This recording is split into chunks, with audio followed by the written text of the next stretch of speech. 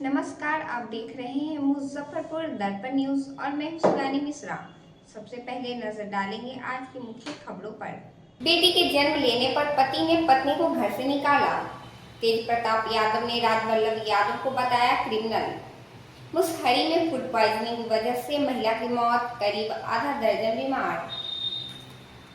बेटी बचाओ बेटी पढ़ाओ जैसे नारे भले ही बेटा और बेटी के बीच के फर्क को मिटाने के लिए दिए जाते हैं, मगर शहर में एक ऐसा भी मामला आया है जो इस नारे की हकीकत को दर्शा रहा है, जहां पुत्री के जन्म लेने पर पति ने पत्नी को घर से निकाला।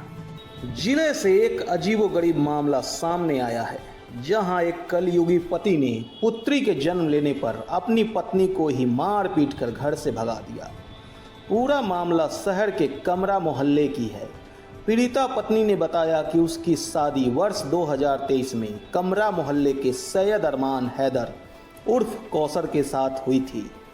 शादी के पहले लड़के ने अपने बारे में गलत जानकारी दी और बताया कि वह एक प्राइवेट कंपनी में अच्छे ओहदे पर है, लेकिन शादी के बाद उसकी सच्चाई जब सामने आई तो पीड़िता हतप्रभ हो गई। फिर भी वह सामंजस्य बनाकर रहने लगी। पीड़िता का आरोप था कि उसके पति उसे काफ़ी मारपीट करते थे और दहेज के नाम पर अवैध पैसे की उगाही करते थे। हद तो तब हो गई जब पीड़िता ने एक लड़की को जन्म दी। लड़की के जन्म के बाद से ही पीड़िता के पति पीड़िता को काफ़ी बेरहमी से मारने पीटने लगे और घर से भगा दिया। इस संबंध में नगर थाना में पीड़िता के आवेदन के आलोक में उसके पति एवं अन्य के विरुद्ध मुकदमा दर्ज कराया गया है। अब पूरा मामला राष्ट्रीय एवं राज्य मानवाधिकार आयोग के पास भी पहुंच चुका है। मामले के संबंध में मानवाधिकार मामलों के अधिवक्ता एसके झा ने बताया कि यह मामला काफ़ी गंभीर है। पीड़िता काफ़ी घबराई हुई है। मामले की पूरी जानकारी राष्ट्रीय और राज्य मानवाधिकार आयोग को दी गई है। मेरा नाम सीमा सन है। मेरी शादी के बाद मेरे पति ने मुझे बहुत ज़्यादा टॉर्चर किया है। मेरी बच्ची होने के बाद से उन्होंने मुझे घर से बाहर निकाल दिया, मुझे ब्लैकमेल करने लगे, मेरा सारा सामान रख लिया। उन्होंने मुझे हर तरह से मानसिक एवं शारीरिक तौर से मुझे बहुत ज़्यादा प्रताड़ित किया है। इसके लिए मैंने अपने एडवोकेट एसके झा जी से मैंने आवेदन करके मानव अधिकार में मैंने अपनी कंप्लेन भी दर्ज करवाई है और मैं चाहती हूँ कि मुझे इंसाफ मिले, मुझे प्रशासन से, मुझे सरकार से, और मैंने FIR भी इसकी करवाई है।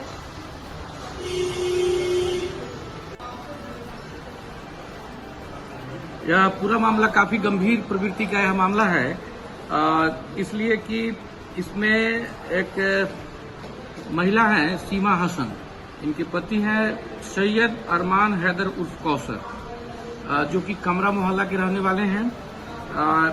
महिला की जब शादी हुई वर्ष 2023 में, तो उसके पूर्व में लड़के के द्वारा बताया गया था कि वो काफी ऊंचे ओहदे पोस्ट पर इंजीनियर वगैरह हैं और अच्छे पैसे वगैरह कमाते हैं। उसके बाद में इन लोगों की शादी जब हुई, शादी के बाद में उनकी पूरी हकीकत सामने आई कि वो लड़का मतलब उस वैसे कोई जॉब नहीं करता है जिस जॉब के बारे में उन्होंने पहले बताया था। किसी प्रकार की एक साधारण सा काम का वगैरह करता है।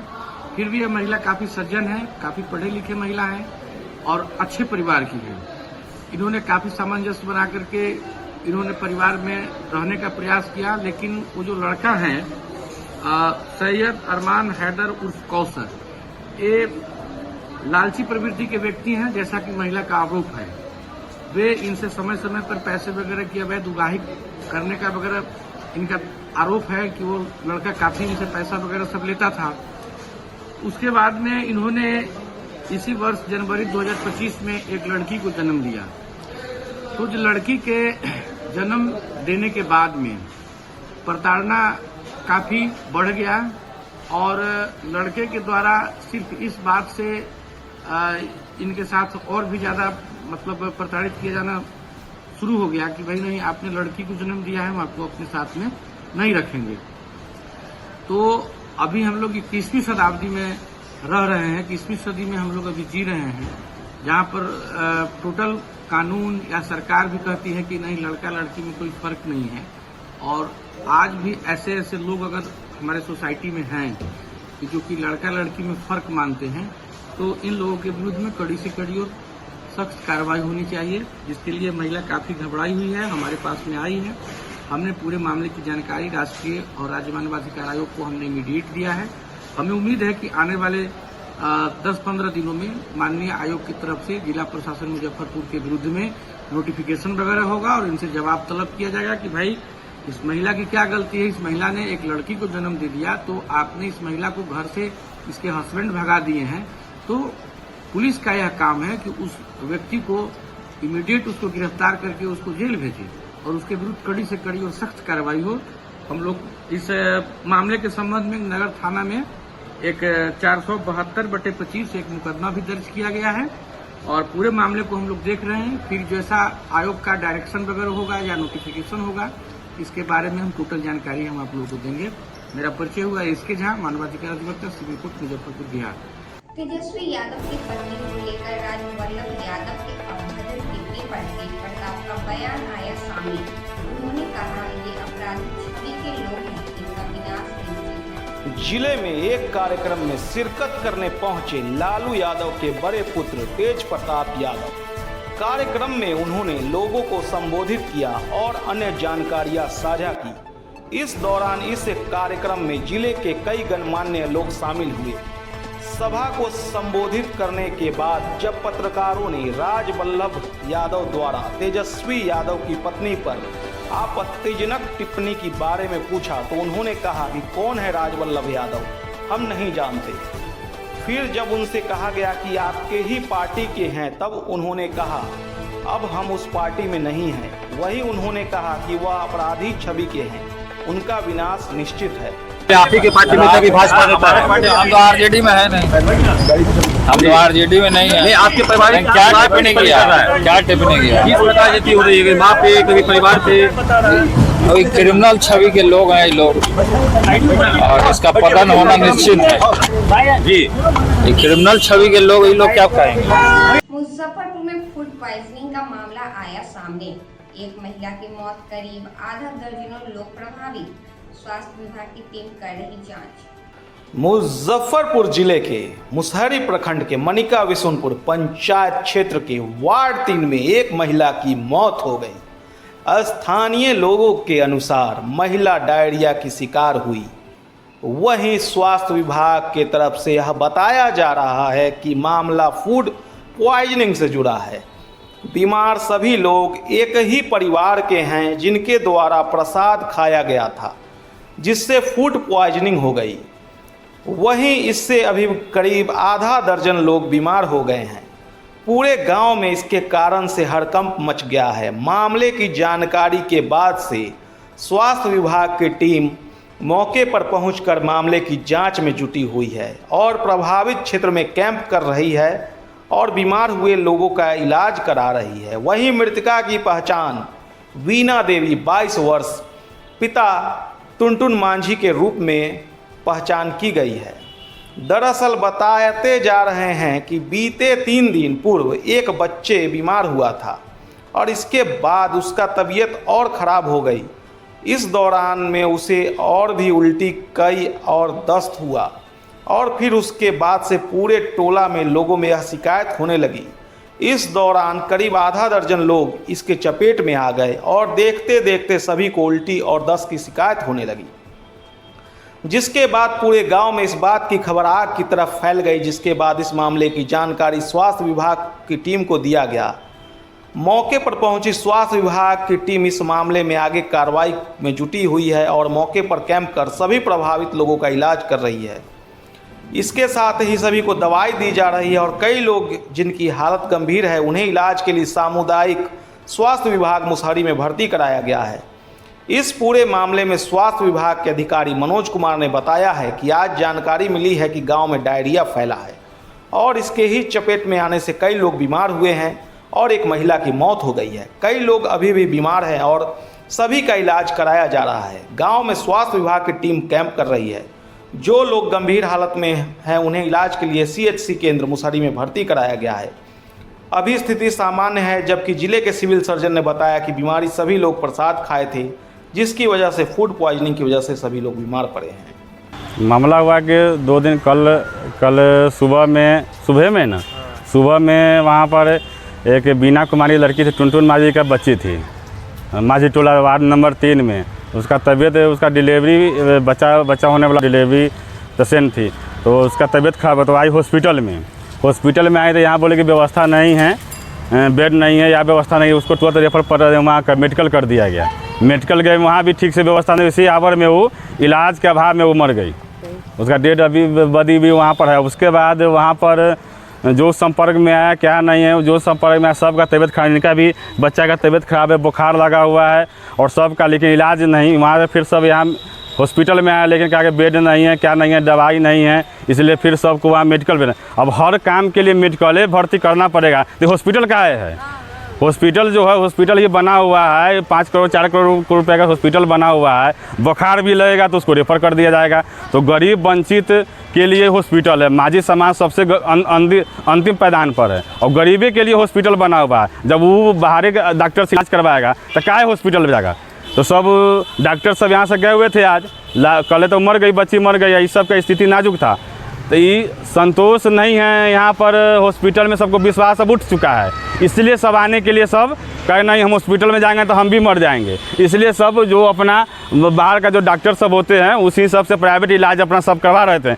हम यहाँ के सब टीम गया, यहाँ कहने के बाद मनका बिशुनपुर चांद से 4 किलोमीटर पर हॉस्पिटल है, लेकिन कल का होकर आज सब गया है, 10 बजे करीब में गए हैं। यहाँ हॉस्पिटल में 1-2 आदमी हैं बेचारा, वो अपना हेल्प करते हैं, लेकिन उनसे जितना पावर है वही ना कर पाएंगे। लेकिन यहाँ कोई भी करने पर अच्छा जाइए नंबर लगाइए तो यह है वो है, करते करते आदमी को टरका दिया जाता है। और तो छोड़ा भी इलाज के लिए रेफर यदि में PMC वहाँ पर मेडिकल कर दिया जाता है और वहाँ भी सही ढंग से इलाज, इसके कारण ही बच्ची मर गई है। जो अभी 2 साल शादी हो गया था, 2 बच्ची मर गई वहाँ पर।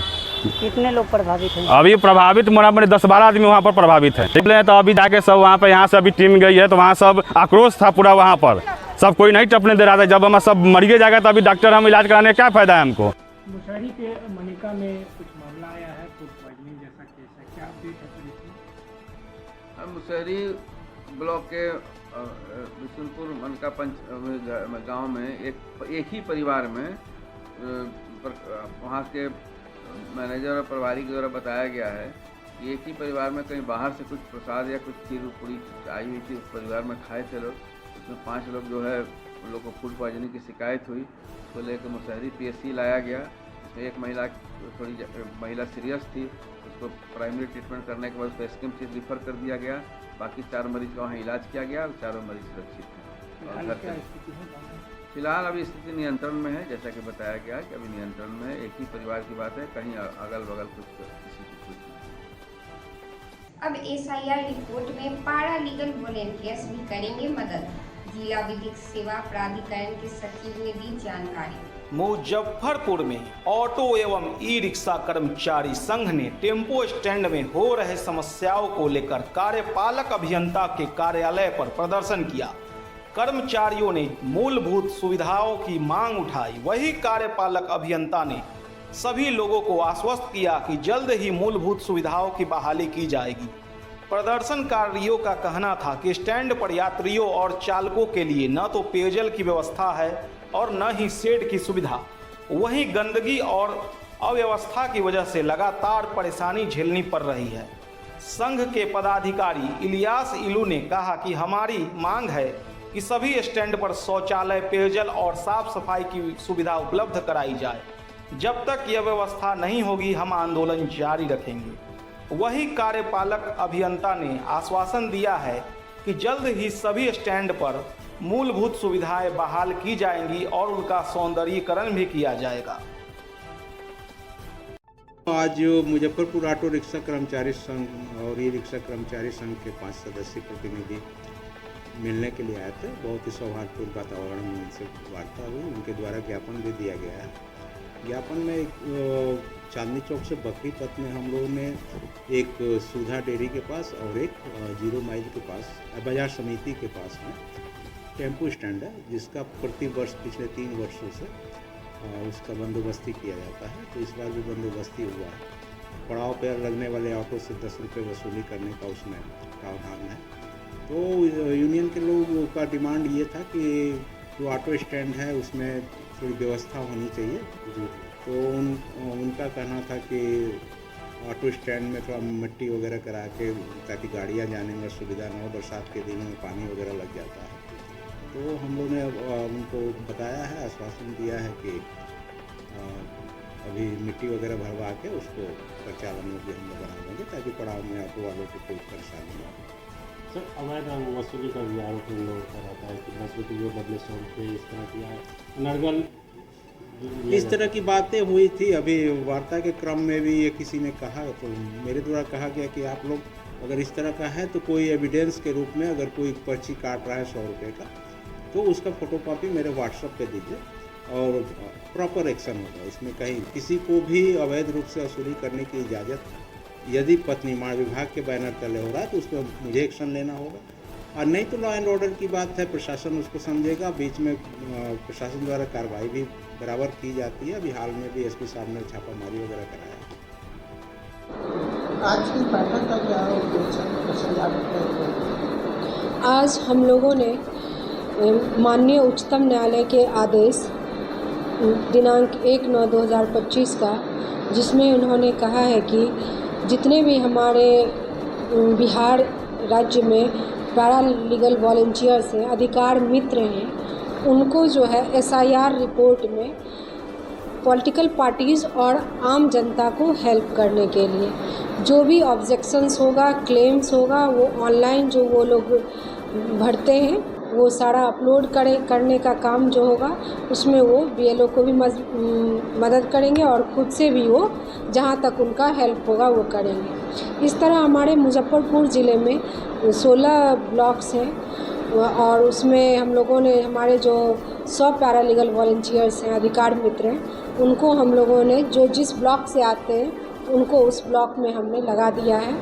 और आज हमने एक प्रशिक्षण कार्यक्रम रखा है जिसमें हमारे मुजफ्फरपुर के डिप्टी इलेक्शन ऑफिसर जो हैं वो आए हैं। उन्होंने खुद से ही ट्रेनिंग डिपार्ट किया है, जिसमें उन्होंने खुद से बताने का प्रयास किया है कि PLV कैसे वर्क करेंगे और किस किस जगह पे उनको वर्क करना है। उन्होंने इन चीज़ों को भी काफ़ी अच्छे से बताया है जो, और उन्होंने कुछ हम लोगों को दस्तावेज भी मुहैया करवाया है जिस पे उन लोगों को कार्य करना है। कई जगह में गड़बड़ी आ रही है, इसमें हिंदू के मकान में मुसलमान का भी नाम लिखा हुआ है। अच्छा, माहौल को सबका पंचायत करता है। इस तरह की जितने सारी समस्याएं आएंगी जिससे आम जनता परेशान हो रही है, चाहे वो किसी भी धर्म और मजहब को के होंगे, उन्हें अधिकार मित्र के द्वारा मदद की जाएगी। और मैं आम जनता से ये भी अपील करना चाहूँगी, जो आपके लिए अधिकार मित्र हमारे जिला विधिक सेवा प्राधिकार से कार्य कर रहे हैं माननीय उच्चतम न्यायालय के आदेश पर, तो आपको किसी भी प्रकार की कठिनाई और दिक्कत का सामना करना पड़ रहा है तो आप अपने प्रखंड में जाइए और आप हमारे 15,100 का जो टोल फ्री नंबर है उस पर भी संपर्क कर सकते हैं। हमारा लैंडलाइन नंबर है उस पर भी संपर्क कर सकते हैं। आप हमारे यहाँ आके भी संपर्क कर सकते हैं। आपको तमाम तरह की मदद हम लोग मुहैया करवाएंगे। मैं सचिव जिला विधिक सेवा प्राधिकार मुजफ्फरपुर। टेम्पो स्टैंड में सुविधाओं की मांग को लेकर ऑटो चालक संघ द्वारा कार्यपालक अभियंता के ऑफिस के बाहर दिया गया धरना। मुजफ्फरपुर में ऑटो एवं ई-रिक्शा कर्मचारी संघ ने टेम्पो स्टैंड में हो रहे समस्याओं को लेकर कार्यपालक अभियंता के कार्यालय पर प्रदर्शन किया। कर्मचारियों ने मूलभूत सुविधाओं की मांग उठाई। वही कार्यपालक अभियंता ने सभी लोगों को आश्वस्त किया कि जल्द ही मूलभूत सुविधाओं की बहाली की जाएगी। प्रदर्शनकारियों का कहना था कि स्टैंड पर यात्रियों और चालकों के लिए न तो पेयजल की व्यवस्था है और न ही शेड की सुविधा। वहीं गंदगी और अव्यवस्था की वजह से लगातार परेशानी झेलनी पड़ रही है। संघ के पदाधिकारी इलियास इलू ने कहा कि हमारी मांग है कि सभी स्टैंड पर शौचालय, पेयजल और साफ सफाई की सुविधा उपलब्ध कराई जाए। जब तक यह व्यवस्था नहीं होगी हम आंदोलन जारी रखेंगे। वही कार्यपालक अभियंता ने आश्वासन दिया है कि जल्द ही सभी स्टैंड पर मूलभूत सुविधाएं बहाल की जाएंगी और उनका सौंदर्यीकरण भी किया जाएगा। आज जो है जुलूस के माध्यम से हम लोगों को पिछले महीने में समय दिया गया था कि 15 दिन में काम होगा, लेकिन काम का डेवलपमेंट नहीं हुआ, इसलिए हम लोग अपनी गाड़ियों के साथ आए थे बहुत आक्रोशित रूप से कि हम लोग गाड़ियों को यहाँ लगाएंगे। लेकिन जिस तरह से माननीय श्री गणेश बाबू से बातें हुई कार्यपालक अभियंता महोदय से, और उन्होंने हमारे प्रतिनिधि मंडल को जिस तरीके से बताया कि हम एक सुंदर आप लोगों को सुंदर पड़ाव देंगे, आपकी जो कठिनाइयाँ हैं, जो आवश्यक सेवा है उसको भी बहाल करेंगे, जो हमारा मांग था। जो जगह जगह आपके टेम्पू चालकों को पड़ाव के अलावा भी जहाँ जहाँ बाहर से अवैध वसूली हो रहा है, जो उनके ठेकेदार हैं उन लोगों के द्वारा या जिस तरह से भी आपको प्रताड़ित किया जा रहा है, बोले शीघ्र उस पर रोक लगाया जाएगा। उनके ये प्रयास हम लोगों को बहुत अच्छा लगा और हम लोग आज प्रतिनिधि मंडल के साथ साथ जो हमारे चालक भाई आए हैं, सभी लोगों की तरफ से उन्हें धन्यवाद देते हैं। उन्होंने गंभीरता पूर्वक गरीबों की आवाज़ को सुना और उसको पूरा करने का आश्वासन दिया हम लोग प्रतिनिधि। यही हमारा कहना है कि आशा करते हैं कि वो अपनी बातों पर बिल्कुल उम्मीदें जगी है, उनकी बातों से ये उम्मीदें जगी है। एक वरीय पदाधिकारी द्वारा ये कहना कि हम आपको उम्मीद से अच्छा आपको स्टैंड बना के देंगे, उम्मीद से अच्छा आपके कामों को पूरा करेंगे, जो भी हमारे अंदर का चीज़ है हम लोग उसको करेंगे, और जो आपका जहाँ शोषण हो रहा है उस पर भी हम लोग रोक लगाएंगे। सभी बिंदुओं पर हम लोगों ने उनको ध्यान आकृष्ट कराया और उन्होंने गंभीरता पूर्वक उसके निदान का हम लोगों को आश्वासन दिया, इसलिए हम लोग उनकी बातों से खुश हैं। आज की खबरों में फिलहाल इतना ही। फिर मिलेंगे शहर की तमाम खबरों के साथ। तब तक के लिए मुझे और मेरी पूरी न्यूज़ टीम को दीजिए इजाज़त। नमस्कार।